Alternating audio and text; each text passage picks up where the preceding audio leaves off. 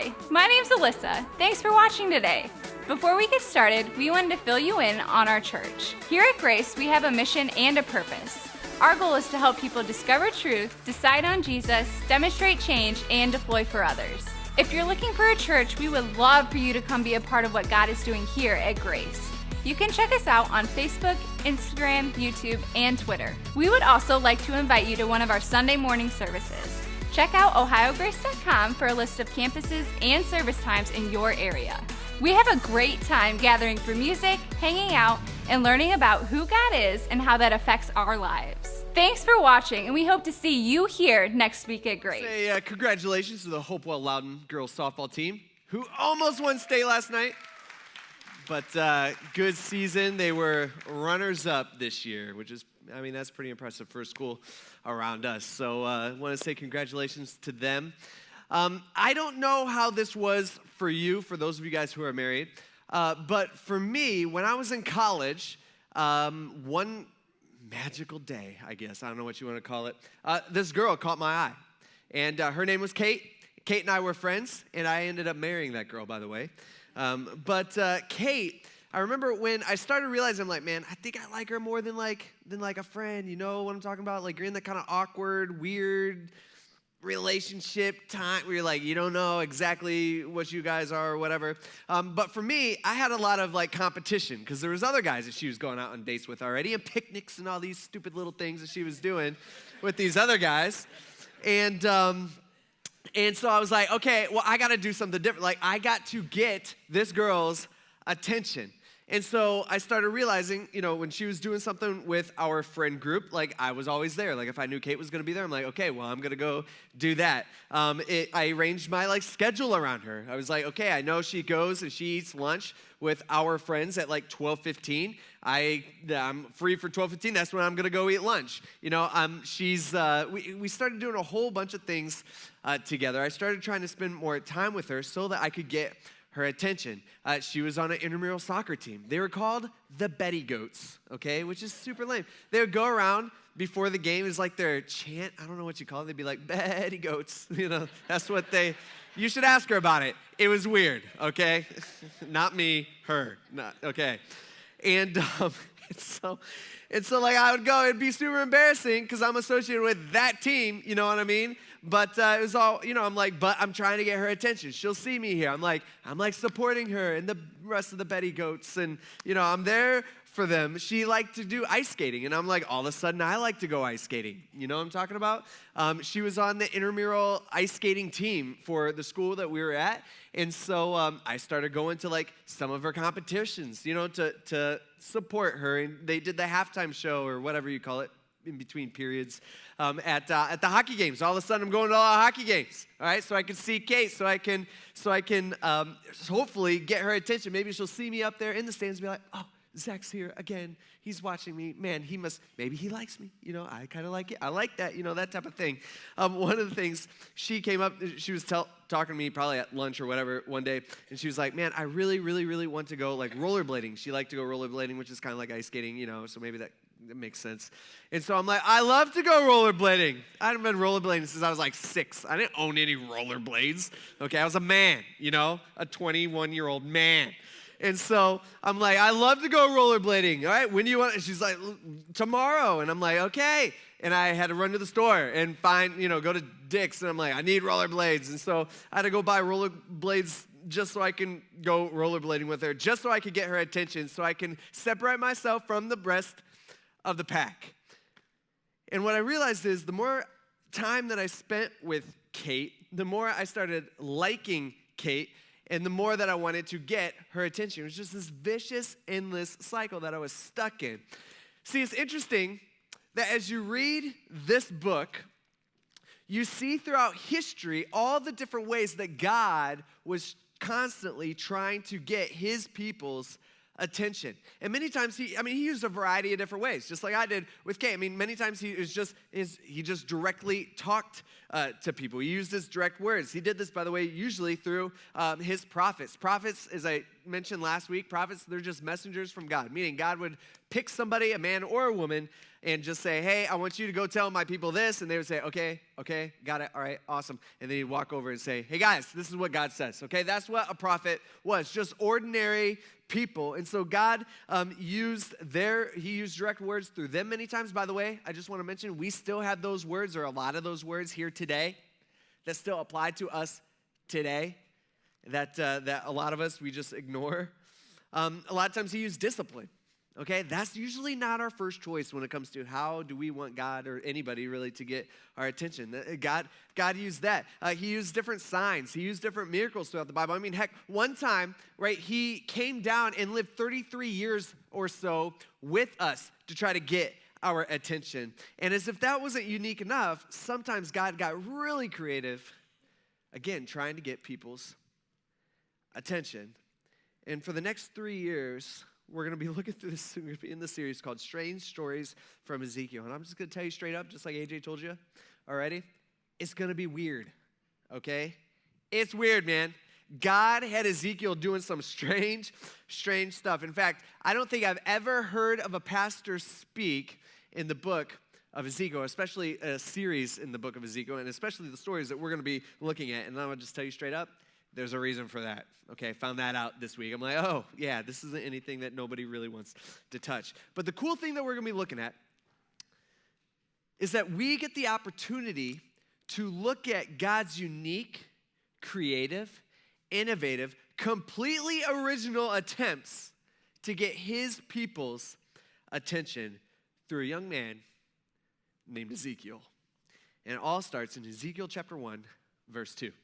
He says, on the 5th day, this is Ezekiel writing, on the 5th day of the month, it was actually the 5th year of King Jehoiachin's exile. Let me stop it right there. What Ezekiel's doing here is he is actually giving us the context of when all of this took place. All right, Ezekiel's giving us the context of, hey, this is when all this, and he's about to tell us and about to do, goes down. And so for a lot of us, we have no idea the context because we have no idea who Jehoiachin is, okay? A lot of you guys, you know, maybe you've even been a Christian for decades. All right, you remember Jehoiachin from the Old Testament? Probably not, okay? All right, because he's not like, you know, your prime character by any means. He's only mentioned a couple times. So let me get you guys up to speed. Are you cool with that? I'll give you like the history of what's going on, the context of what's going on. It'll take us a few minutes. You good? Okay, this is what's going on. All right, you got Israel back in the Old Testament. All right, they're a nation, and they, remember, God was supposed to be their king. God was supposed to rule over them. And really, the whole reason for Israel is that God was coming to fix mankind's problem, our sin problem, which he was going to do through Jesus. And God uses this line, or this family, this nation, the Jewish people, to make that happen. And so you got Israel back in the Old Testament before Jesus shows up. You got Israel, they eventually reject God as their king, and they ask God for a new king. They see all the nations around them. They're like, everybody's got kings. We want a king. God, give us a king. God's like, hey, this is not what's best for you. This is not even what's good for you. But if this is what you want, I will give you a king. And they're like, yep, this is what we want. And so God gives them a king. The first king is this guy named King Saul, who starts off really good. And then he quickly falls away from God, and he rebels against God. And eventually, God rejects King Saul as king, and he raises up a new king, and out of this teenager named King David. Now, if you've been a Christian for any amount of time, you've probably heard the name King David. He was a pretty good king. The Bible describes him as a man after God's own heart, although he had his ups and downs, you know, throughout his life. King David ends up dying, and his son Solomon becomes king. During King Solomon's reign, this is like the peak of the nation of Israel in the Old Testament. I mean, they're rich. There's money. Solomon's the wisest man to ever have lived, and it shows up, and it kind of radiates out through his people and through the nation as well. After King Solomon dies, his son takes over as king, and he wants to raise taxes like right away. And so out of the 12 tribes of Israel, 10 of the tribes are like, yeah, okay, no thanks, which I respect, right? I don't want to pay taxes. And so they're like, hey, we're not paying your taxes. We're going to go and we're going to start our own nation. And the nation of Israel actually splits in half. All right, and as the dust settles, you got the northern kingdom. They retain the name Israel in the north. They have to build a new capital. They name this city Samaria, and 10 tribes are within that nation called Israel. And then they have a southern kingdom. The southern kingdom has the name Judah, named after kind of the main tribe of Israel. And Judah retains the old capital of the whole nation of Israel called Jerusalem. And the northern kingdom, I mean, things go downhill for them fast. And both kingdoms basically have roughly the same population, okay, same size. Israel in the north goes downhill fast, all right? All the kings, the Bible tells us, they all rebel against God and refuse to follow God. But God is so patient with them. And he sends them prophet after prophet after prophet that these people and these kings are killing and trying to kill. And he does this for around 208 years. By the way, can you imagine? Some of us, you can't even wait like 5 minutes for anything. Right? Can you imagine being like God, waiting 208 years for them to come back to him? You know? Like he waits 208 years. They don't. And so God allows this new world empire that has just kind of grown up over the last decade or so, named Assyria, that has started to dominate the world. God allowed Assyria to come in, and they defeated Israel, the northern kingdom, and they basically wiped them off the map. It's so sad. It was their consequence. This happened in 722 BC. Is the really natural consequences for them rebelling against God, and God chose not to protect them. In the meantime, you got Judah in the south, all right? This southern kingdom, they have some good kings. They got some bad kings. And so God actually protects Judah from this huge nation called Assyria. And God actually protects Judah for the next 135 years after that, until the last good king of Judah reigns, and this guy's name is Josiah. Now, Josiah, he becomes king when he's 8 years old. Can you imagine that? 8-year-old king? I'd be like, no thanks. But Josiah's a really good guy. In fact, he is the best king that Judah, or Israel for that matter, has ever had. He's the best king that the Jewish people have ever had. This guy followed God to a T. He led his people to follow God. God loved him, and he loved God. And everything was going well in Judah, in the small nation. And this is really the administration, or whatever you want to call it, the government. This is the king that Ezekiel grew up knowing as king. Okay, this is all throughout Ezekiel's early years. But eventually Josiah dies, and he dies unexpectedly. Actually, King Necho out of Egypt happens to come up, and he's going to make war against, he's allies with the Assyrian Empire, and the Assyrians are fighting the Babylonians, which is about to be the new world empire for world dominance. And so Egypt comes and helps them. Well, Egypt has to walk through Judah to get to where Babylon is. And so as Necho is coming through, Josiah, for some reason, is just like, hey, halt, all right, or whatever you would say, stop, all right, you are not walking through my land. And Pharaoh, Necho, is just like, yeah, I am, otherwise we're going to kill you. And Josiah's like, nope, we will fight you. And so the Pharaoh's just like, okay. And they actually defeated Judah, kind of for no reason. And then Josiah ends up dying in battle. Okay, just kind of a sad way to end. And when Josiah dies, things were just going so great, it immediately turns into a mess. Right? They crown his son, Jehoiahaz, as king. The Bible tells us that Jehoiahaz is an evil king. He's only king for like 3 months. Necho, he goes off to battle. He actually loses that battle against the Babylonians. And as he's coming back to his home nation, as he's coming back to Egypt, he's walking back through Judah, and he finds out that Jehoiahaz is king, and he's like, I didn't say this guy could be king. I defeated you guys. You guys don't get to pick your own king. I'm going to pick the king. And he actually kidnaps Jehoiahaz, and he takes Jehoiahaz back to Egypt with him, where he's going to end up dying, and he puts his older brother, Jehoiakim, as king. Are you confused yet? All these different names, okay? All right, Jehoiakim is now king. All right, think of just Kim. Kim, it's a nice name, pretty name, okay? Kim, all right? He becomes king. The Bible says that Jehoiakim, is evil as well. And so God sends a prophet. I'm trying to connect the dots for you. This prophet's name is Jeremiah. Have you ever heard of him? He's got a whole book in the Bible. All right, Jeremiah, God sends, and Jeremiah is warning the people to come back to God. He's warning them, saying, hey, God is going to kick you guys out if you guys don't shape up. Like God is, like you guys have done so much evil and doing so many horrible, unimaginable things that God is going to kick you out of this land. And guess what? Nobody listens. Nobody listens. In the meantime, 3 years later, there's a new kid on the block when it comes to world power. It's Babylon. And it's led by this ruler, their king, called Nebuchadnezzar. And this happens in 605 BC. The king of Babylon comes down. And remember Pharaoh Necho, who 3 years before had fought him? The king of Babylon's like, I'm going to go take Necho out. And so he travels through Judah, goes down to Egypt. He defeats Pharaoh Necho on his own turf. And as King Nebuchadnezzar is coming back with his army, he actually stops and he takes out Judah, which is just a tiny little nation as well. And he occupies Judah. He actually tells King Jehoiakim, he says, hey, guess what? You are going to pay me tribute, meaning you're going to pay me taxes for basically your entire life, and because I, Babylon, King Nebuchadnezzar, own you. And in the meantime, he also takes the best and the brightest Jewish people out of Jerusalem and takes them as captives back to Babylon. One of the guys that he takes is this young guy named Daniel. Does that make sense?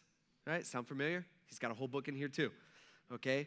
So he takes Daniel back to Babylon, and which is exactly what God said would happen through Jeremiah. Jeremiah had warned them, saying, hey, God's going to take you out. He's going to kick you out. He's going to kick you out. It's not going to be good for you. And here he is. He's taken people already just little by little. In the meantime, King Jehoiakim, he promises to pay Nebuchadnezzar his tribute every year. This lasts for about 3 years. 3 years later, King Jehoiakim's like, I don't want to pay tribute. I don't want to pay taxes, which I respect, again.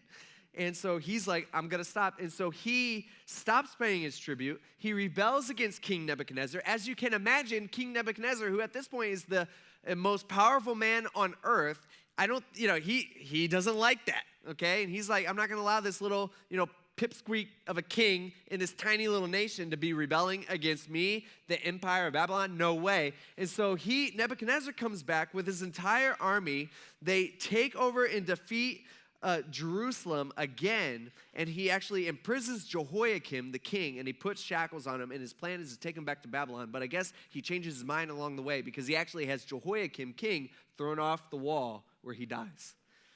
Not good, right? Not a good situation. And so the people crown Jehoiakim's son, get this, Jehoiachin, okay, as king. And he's king for 3 months and 10 days.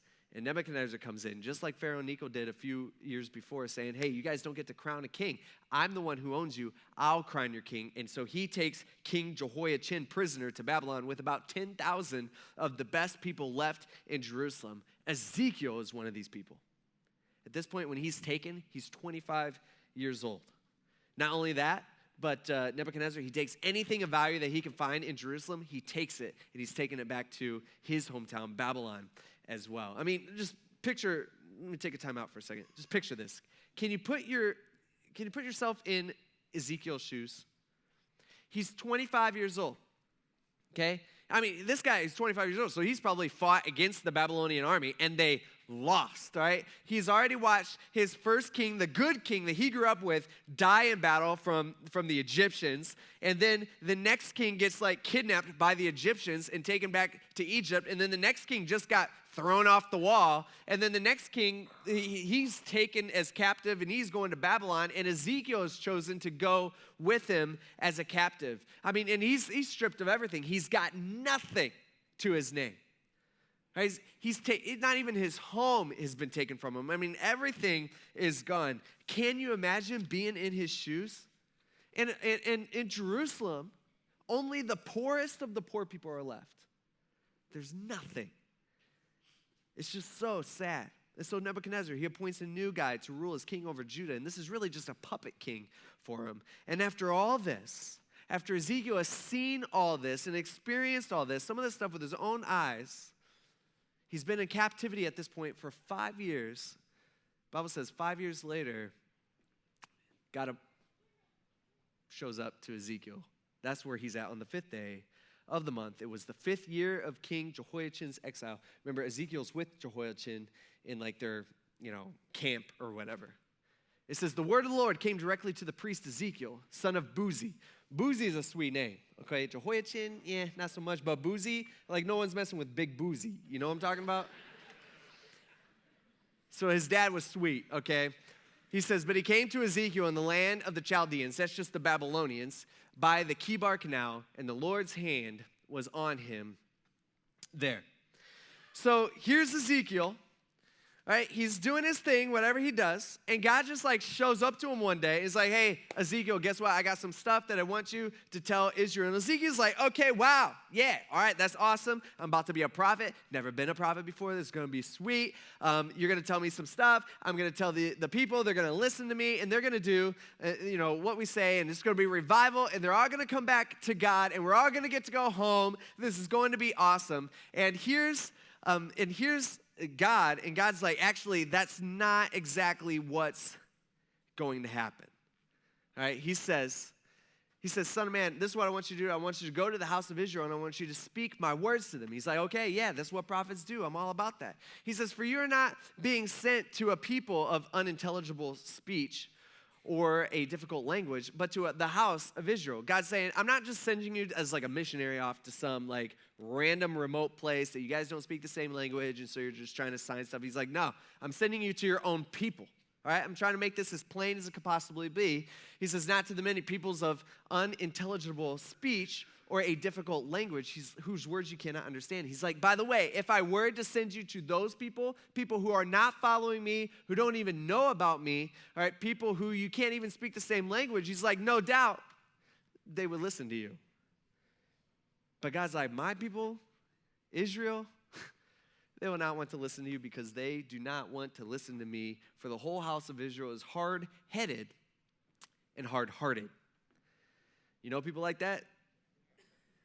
So here's God. He's like, let me say this. Here's Ezekiel. He's all pumped. He's like, I'm bringing revival. We're all going to go home. Everybody's going to listen. This is going to be great. We're going to all change.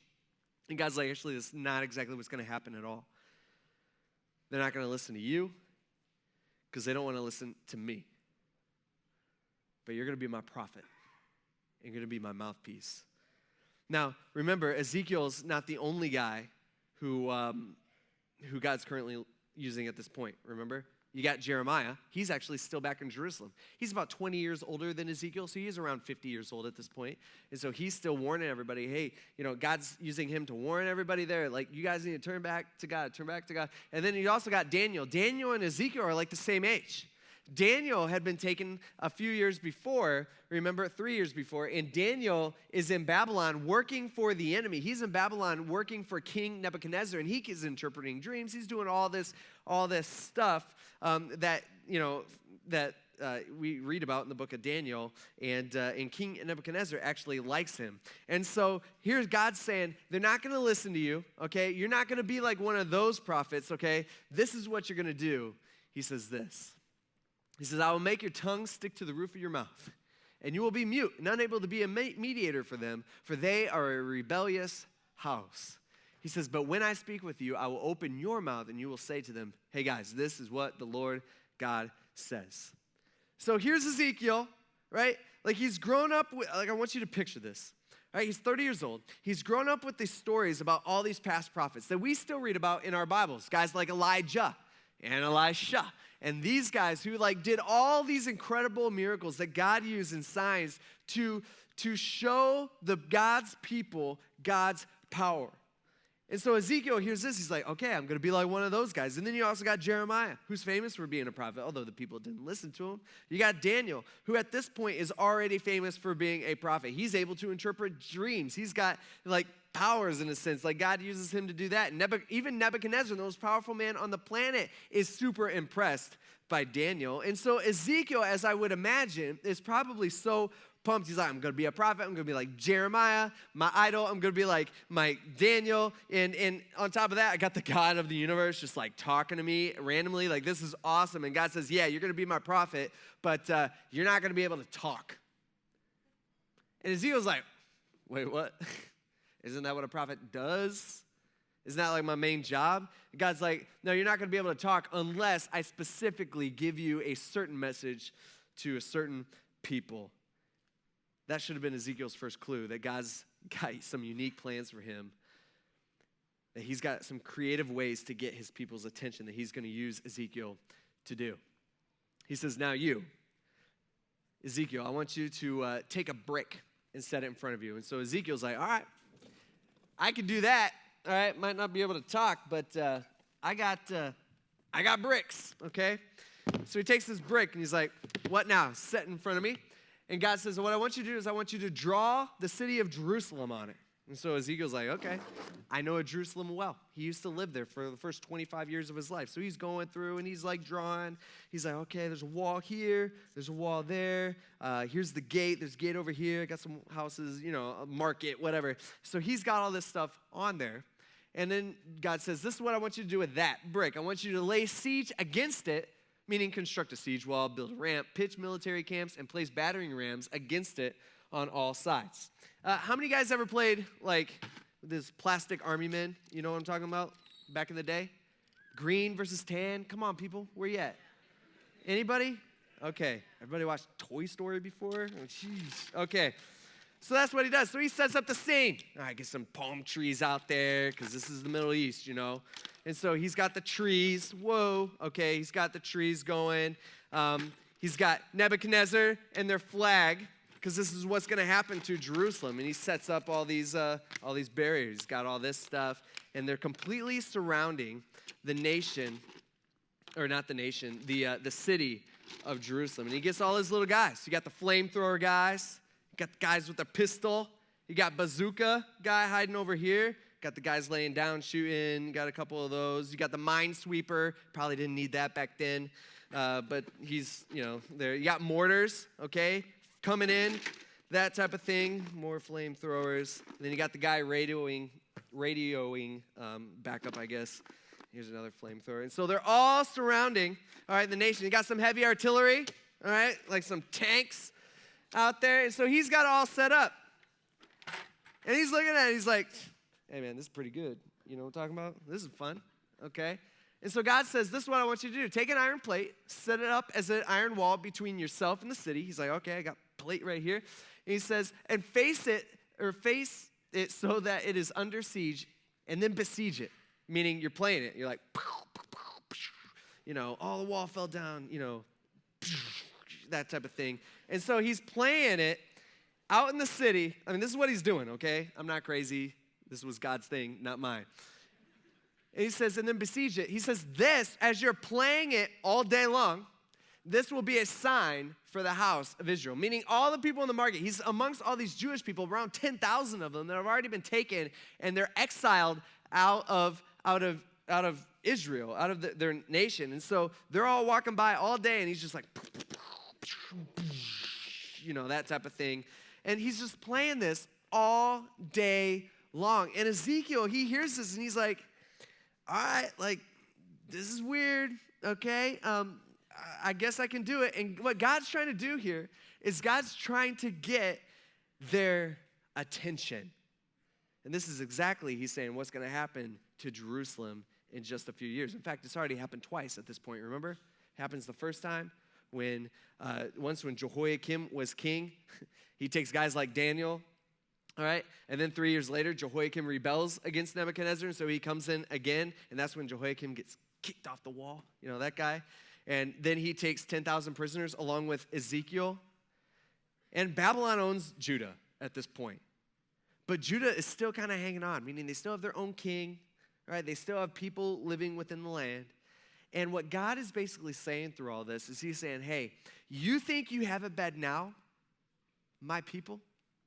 Just wait. Because you refuse to listen to me, Nebuchadnezzar is coming back. And guess what? It is going to be bad. And while I'm sure that's news that Ezekiel probably doesn't want to hear and probably doesn't want to tell anybody, Ezekiel's like, okay, well, I can handle that. I can play Army Man, game. Like, how long you want me to do this? I can't talk anyway. You know what I'm talking about? So, like, I can do this. And God's like, well, I actually got more for you to do. And this is where things get really weird. He says, next, I want you to lie down on your side and place the iniquity. Iniquity, this just means like guilt and shame of their sin. Okay, so picture that. It's not like he's not placing something physical on him. He's like, picture yourself carrying all the guilt and shame. I want you to do that. Of the house of Israel on it. He says, you will bear their guilt and shame for the number of days that you lie on your side. And Ezekiel's going, well, how long is that? What do you mean number of days? How many days? He says, for I have assigned you the years of their guilt and shame according to the number of days they will lie down. He's like, that'll be 390 days. And Ezekiel's like, what?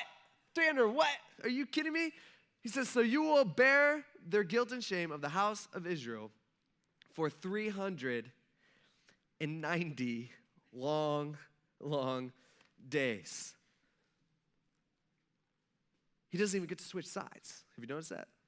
Right? Like when I'm sleeping at night, I gotta like flip around. I'm like moving, tossing, and turning because one side gets hot and you gotta flip, like that type of thing. Ezekiel doesn't even get to do that. He has to lay on one side, his left side, for all this time. Now, just to clear this up, he's not doing this 24/7. Okay, this isn't 390 days 24/7, but he's doing this for most of the day. This is like his job. All right, doing work for the Lord. And some of you guys would be all about this. Some of you guys, let's be honest, some of you dudes, you're like 23 and this is what you do all day. Okay, you're in your mom's basement, laying on your side, playing Army Men only you're on the TV. You know what I'm talking about?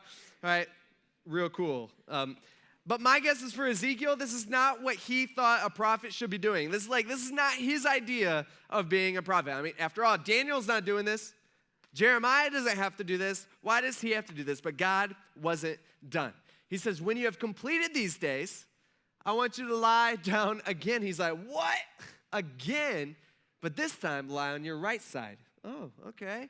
He says, and then I want you to bear the iniquity of the house of Judah. All right, so the first 390 days, what he's doing is he's bearing their guilt and shame of the northern kingdom, Israel, who left God a lot, many years before Judah did. And now he's paying for Judah.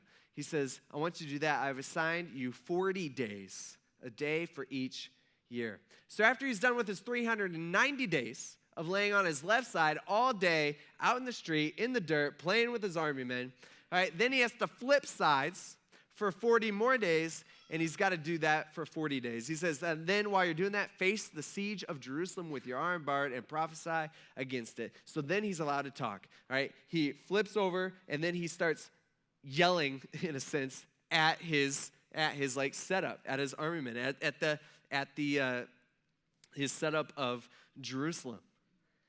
And this is not what Ezekiel is thinking.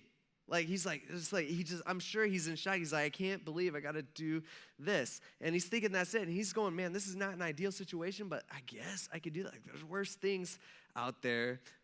But God goes on. He says also, I want you to take wheat, barley, beans, lentils, millet, and spelt. This is all like different types of grains. By the way, these are grains that you would never, ever mix together. You would have like one type of bread, another type of bread, another type of bread. But this is like the idea of in Jerusalem, as they're all like scraping the bottom of the barrel of each barrel and like putting it together so that they can make like one tiny loaf of bread because they are going to be out of food.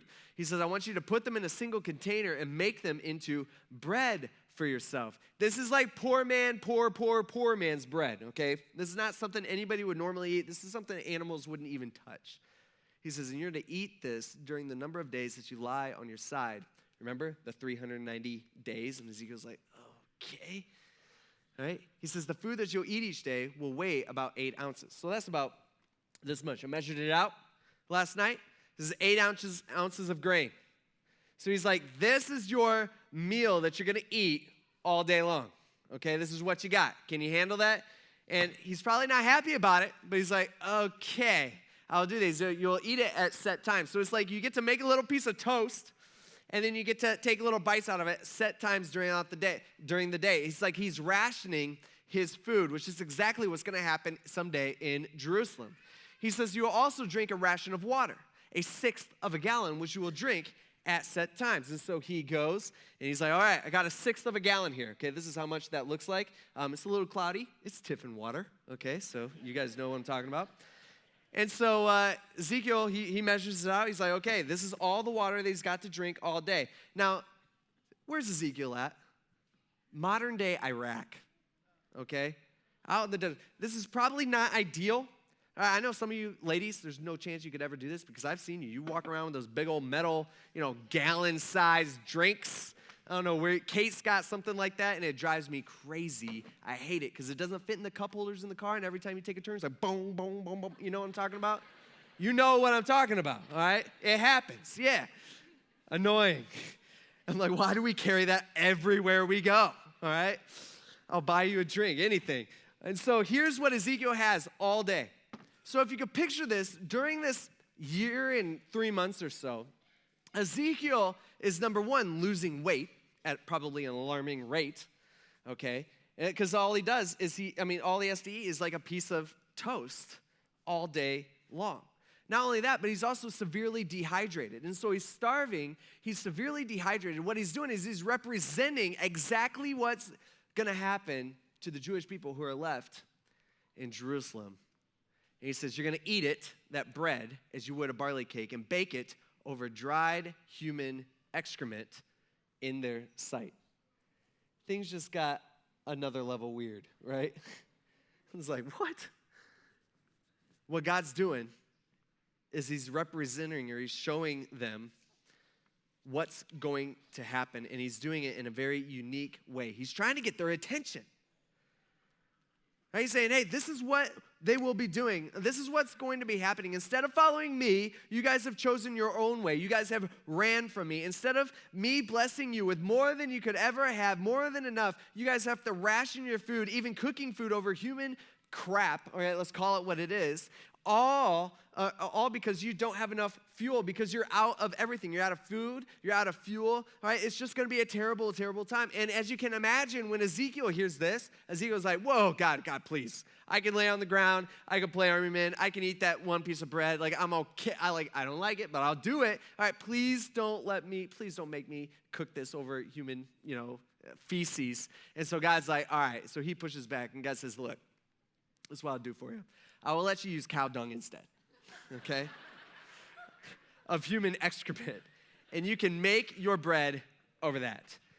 And as I thought about that, I was like, what? And I'm like, yeah, I'd probably rather do that too. This is grossing me out. Like, I don't know. I don't even want to think about it. And so God is reminding Ezekiel, he's like, this is happening not because I'm trying to torture you, Ezekiel. This is happening because you guys, your people, have left me. And it's going to happen to them. And everyone will be devastated and waste away. They're going to starve, like you're about to starve for this next year. He's like, they're going to waste away because of their guilt and their shame and their sin, because they have constantly rebelled against me. And that's it. That's pretty weird, right? Right? As he's sitting there all day, like what's God doing? God is going to the extreme measures to get their attention. I mean, he has a guy laying on his side for over a year, playing army men in the streets, army men in the dirt, while roasting bread over cow manure, starving himself, dehydrating himself. Oh, and he can't talk. Like, that's different.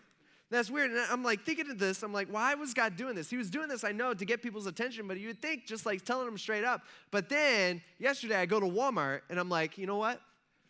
You don't notice the normal people at Walmart. You notice the weird ones. You know what I'm talking about? I'm serious. You know exactly what I'm talking about. This is something that people are going to remember. It's weird. He chooses the weird way to do it. And he's warning his people. I mean, he's like exhausted everything. He's tried all the other different ways. He's saying, turn back to me. This is going to get so much worse for you. And this is probably a super difficult thing for Ezekiel to tell his people, right? Like, these are his people, man. This is his family. This is his hometown that's going to get destroyed. And in the middle of all the doom and gloom that God gives them, God also offers them hope. He says, yet, Ezekiel, I will leave a remnant when you are scattered among the nations, for throughout the countries there will be some of you who will not escape the sword, meaning who will escape the sword. Some of you guys won't die. He says, then, which this is so sad to me. He's like, then, after all of this happens, after it gets so bad, after you have been kidnapped from your home, he says, then and only then. I wish it wasn't that way. I wish it didn't come to this. I don't want it to come to this, but this is just how it is because you guys are so hard-headed and hard-hearted. He says, then and only then your survivors will finally remember me among the nations where they are taken captive. So finally, they'll turn back to me when it gets bad enough. And for them, it has to get really bad. And it will. See, I think we naturally tend to think like, dude, man, like, all these people are going to die? Like, God's cool with that? I mean, it just doesn't seem like how we picture, God being. But actually what really, and I kind of started thinking that like earlier this week, but as I started reading, as I started thinking more and more and more, what stood out to me was God's patience with them. I mean, this nation, like these are his people. Like this is who he has appeared to. This is who he's sending all these prophets. He's doing all these like miraculous stuff throughout the years. And it's been hundreds and hundreds and hundreds of years of them rebelling against God, doing horrible things that we would not even imagine doing in our society. I mean, it's bad. And he's still trying to get their attention. Like he doesn't give up on them. Like he's still trying, and he won't give up. He refuses to bail on them, even when they walk away, even when they do life their own way, even when they refuse to listen to him. And guess what? He does the same thing with us. Do you realize that? He does the exact same thing with us. Like in a sense, we do the same thing that the Israelites, that the Jewish people did. Like we rebel, just like they rebel. Okay, we put things before God. Like they worshiped all these like fake gods and stuff like that. But what do? Well, we, in a sense, we worship all these other things in our life, but putting them above God in our life. Things like sports and careers and relationships and our kids' sports and hobbies and things like that. We put all this stuff before God and we put God on the back burner. And many times we just refuse to listen. By the way, can I just say this? Is that when you spend your week, if you are not getting into God's words daily, I'm just saying, like, I get you come here to church and you get a little bit of God's word and you maybe come on a Wednesday night or whatever and you got that going. Maybe you come to church twice a week or whatever. You got groups or whatever. That's not enough. I'm just saying that ain't enough. All right? If you are not getting into God's words to you, on like, let's say a daily basis, what you're doing is you're ignoring him. You are refusing to listen, just like these people did. And God's coming after you. Like this is the awesome thing about it. Like for some reason, in some way, like he's always after us. He's, instead of like, if it was me, instead of just being like, okay, well, you got all this stuff before me and I'm your creator and I've tried so many times, like I'm giving up on you. Like, I'm done, all right? You do you. Like that's how I would view if I was God. Like, that's just how I'd feel, all right? But instead, what God does is he sees, okay, they have all this stuff before me in their life. What God starts doing is he starts competing with those things. He doesn't give up. He competes for our attention in all sorts of ways. Sure, maybe he doesn't have a guy laying on the road in the dirt playing with army men outside your house,